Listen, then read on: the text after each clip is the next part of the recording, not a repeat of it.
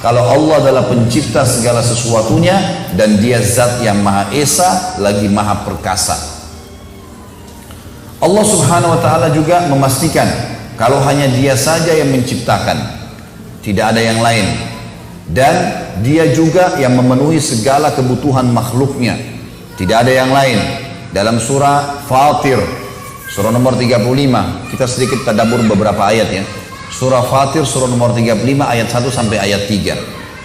Allah subhanahu wa ta'ala berfirman, A'udzu billahi minasyaitonir rajim. Alhamdulillahi fatiris samawati wal ardi ja'ilil malaikati rusulan uli ajnihati matna wa thulatha wa ruba' yazidu fil khalqi ma yasha wa innallaha ala kulli syai'in qadir.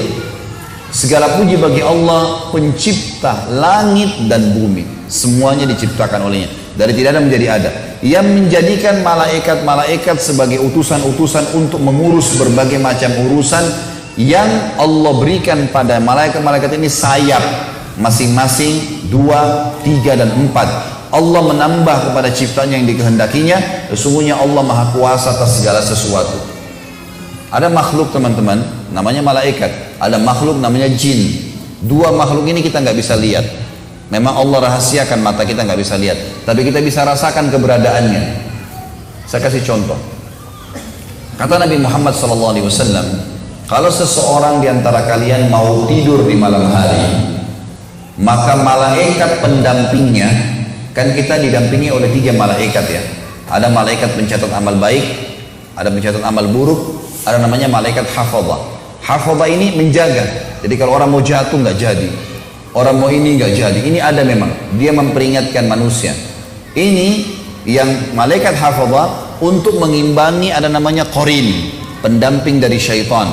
Yang iblis memang minta sama Allah supaya setiap anak Adam didampingi oleh anak cucunya dia untuk nyesatin. Ini dua-duanya nggak kelihatan nih, tapi lihat bagaimana Nabi menjelaskan kepada kita.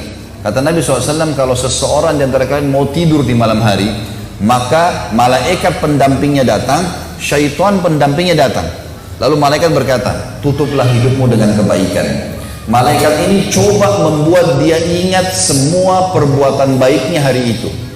Sholat berjamaahnya, yang dia hadiri majelis ilmu. Jadi kalau teman-teman mau tidur malam, coba renungin sebentar, kita bisa ingat tuh. Kalau kita selalu teringat perbuatan baik tadi, itu dari malaikat penjaga kita. Dia berusaha membuat kita jadi ingat. Dan kata Nabi SAW, qarinnya, syaitannya akan mengatakan tutup hidupmu dengan keburukan. Diingatkan dosa-dosanya. Yang dia berzina, yang dia dusta, yang dia menipu tadi. Nanti tinggal manusia ini milih yang mana. Besok ini dia mau buat programnya si malaikat atau programnya si syaitan. Contoh yang lain. Teman-teman kalau lagi lewat di dekat masjid azan, dengar suara azan, ada bisikan dalam hati, sholat. Bisikan ini dari malaikat. Ada orang miskin, bantu. Kesian lihat orang yang jatuh misalnya. Maka ini semuanya teman-teman sekalian adalah bisikan dari malaikat itu. Kalau ada lawan jenis atau ada apalah pelanggaran-pelanggaran agama, kemudian ada bisikan dalam hati, tuh lihat, itu begini, itu begitu, itu dari syaitan. Semua perbuatan yang melanggar dari syaitan, semua perbuatan baik dari malaikat. Allah subhanahu wa ta'ala memang membuat seperti itu. Dan salah satu rukun iman kita imani ada malaikat itu yang sedang mengawasi kita. Sampai kata Nabi SAW, malulah kalian dengan malaikat yang tidak pernah berpisah dengan kalian, kecuali kalian sedang di WC. Maaf, semoga Allah muliakan anda semua. Supaya kalian di WC atau kalian sedang berhubungan biologis, baru malaikatnya berpisah. Kalau enggak selalu ada. Disuruh malu dengan malaikat itu. Kata Nabi SAW, malaikat terganggu dengan yang mengganggu manusia. Bau busuk, kita disuruh bersiwak sebelum sholat, supaya orang sebelah nggak terganggu. Kita juga kalau mengatakan Assalamualaikum warahmatullahi di sholat, kita memberikan salam pada malaikat kanan. Sebelah kiri juga begitu, supaya jangan bau mulutnya. Ada malaikat itu. Allah bilang dalam ayat ini diceritakan tentang masalah mereka. Di ayat satunya, ayat 2-nya kata Allah, ma yaftahillahu linnasi min rahmatin fala mumsika laha wa ma yumsik fala mursila lahu min ba'dih wa huwal azizul hakim. Apapun yang telah Allah berikan kepada manusia dalam bentuk rahmat, Misal kayak gini kita bisa hirup oksigen. Bapak Ibu sekarang hirup oksigen gratis, nyaman saja, masuk keluar. Saking mudahnya kita hirup oksigen, rezeki dari Allah ini. Saking mudahnya sampai kita kayak tidak tahu nilainya. Padahal kalau orang sesak napas, berapa harga tabung gas tuh? Tabung oksigen di rumah sakit? Gratis. Hujan mungkin kita mengeluh dengan hujan. Padahal hujan itu proses bagaimana secara alami menguapnya di musim panas air. Di mana teman-teman, air kencing yang Anda keluarkan selama ini. Air cuci baju, air cuci piring. Satu manusia dalam satu hari bisa ngeluarin berapa liter kencing? Banyak. Kemana semua miliaran manusia? Belum hewan-hewan. Kotor kan? Kalau nggak dibersihkan jadi kotor bumi ini. Allah dengan proses alami musim panas menarik semua, menguap air-air itu ditampung di awan, kemudian dengan hikmahnya diturunkan kembali sudah suci. Jadi awan itu filter. Makanya waktu turun hujan, Nabi SAW buka imamahnya, buka bajunya, sengaja kenain air. Kata beliau waktu ditanya, ya Rasulullah, kenapa Anda lakukan? Ini rahmat, air ini baru turun dari rahmat Tuhannya. Itu bahasa wahyu. Kalau bahasa kita sekarang udah suci lagi nih, pakai tuh. Jadi sebenarnya kalau musim hujan, anak-anak mandi hujan itu boleh dalam Islam, jangan dilarang. Kalau katakan anak saya sakit kena air hujan ini, dari mana ada buktinya? Gak ada bukti. Nabi SAW sengaja basahin kepalanya malah dan mengatakan ini rahmat Allah baru turun dari langit, gitu kan? Itu hukum agama kita. Kata Allah, kalau Allah anugerahkan kepada manusia berupa rahmat, tidak ada seorang pun yang bisa menahannya. Dan kalau apa saja yang ditahan oleh Allah, Allah nggak kasih, tidak akan ada seorang pun yang sanggup melepaskannya. Tidak ada orang yang bisa memberikan. Allah nggak mau turun hujan, nggak bakal turun hujan, nggak bisa. Allah tahan, udah nggak bisa. Allah buat kita nggak bisa nafas sudah mati. Allah pelintir satu urat saraf kita, tanda kutip di sini, maka sudah encok 2 minggu, 1 bulan.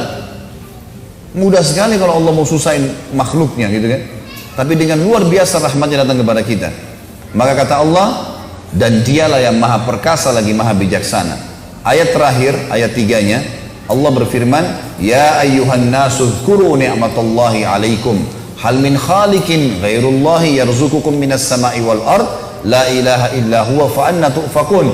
Hai manusia, suku apapun dia, diajak ngomong sama sang pencipta Allah, karena kita semua sama dari keturunan Adam. Hai manusia, ingatlah akan nikmat Allah kepada kalian. Adakah pencipta selain Allah yang dapat memberikan rezeki kepada kalian dari langit dan bumi? Tidak ada Tuhan selain Dia, maka mengapa kalian berpaling dari kebenaran ini? Dan teman-teman sekalian, banyak sekali dalil-dalil dari Al-Quran yang menggambarkan kepada kita tentang asas agama kita, tauhid ini. Ini penting sekali. Tapi saya tidak mungkin bacakan semuanya. Ada beberapa, ada mungkin di sini lebih dari 10 atau 20 ayat saya tulis dalam tulisan saya. Dan ini insya Allah nanti terbit dalam bentuk buku tentunya. Judulnya memang inilah generasi emas Islam. Tapi saya akan misal contoh Allah berfirman juga tentang malam dan siang. Dalam surah Ghafir, surah nomor 40 ayat 61 sampai ayat 65. A'udzu billahi minasyaitonir rajim. Allahul ladzi ja'ala lakumul laila litaskunu fihi wan nahara mubsira. Inna fi dzalika innallaha ladzu fadlin 'alan nasi walakin aktsaran nasi la yashkurun. Allah lah satu-satunya yang telah menjadikan malam untuk kalian supaya kalian beristirahat. Allah yang buat tuh malam jadi gelap, kita jadi ngantuk, mau tidur. Siapa yang ciptakan kita? Siapa yang ciptakan ngantuk itu? Siapa yang ciptakan kita jadi pulas? Siapa yang membangunkan kita setelahnya? Apakah proses begitu saja? Tidak, gitu kan? Dan kata Allah, dan menjadikan siang seperti sekarang, terang benderang, agar kalian bisa beraktivitas. Sesungguhnya Allah benar-benar mempunyai karunia yang dilimpahkan pada manusia. Akan tetapi kebanyakan manusia tidak bersyukur. Teman-teman sekalian, kita manusia ini betul-betul dimanjakan sama Allah. Hanya tugasnya memilih dan ikhtiar. Misal mau makan, ini pedas, asin, gurih, tinggal milih. Habis itu ngunyah, nggak lebih daripada itu. Kita ngunyah nih, oh ini manis, oh ini asin, udah. Begitu masuk tenggorokan kita, ukuran sepertiga jari saja, sudah nggak ada campur tangan manusia. Sistem alami mengelola semua makanan yang kita kelola. Bayangin yang pedas masuk, yang dingin masuk, yang panas masuk. Mesin secanggih apapun rusak tuh kalau mesinnya manusia. Ini masuk pedas, masuk asin, masuk dingin, masuk panas. Terus dikelola jadi energi dan jadi kotoran. Yang tidak dibutuhin ini yang ngawur, yang kita main makan sembarangan jadi kotoran. Lalu Allah kasih rasa mules, buang tuh. Tuh kalau kamu nggak buang mati tuh. Kotoran kalau nggak dibuang bisa mati manusia. Baunya luar biasa. Ada satu kapten kapal meninggal, Bapak Ibu sekalian. Dia masuk ke WC meninggal. Diadakan penelitian, kenapa nih orang meninggal? Tadinya sehat.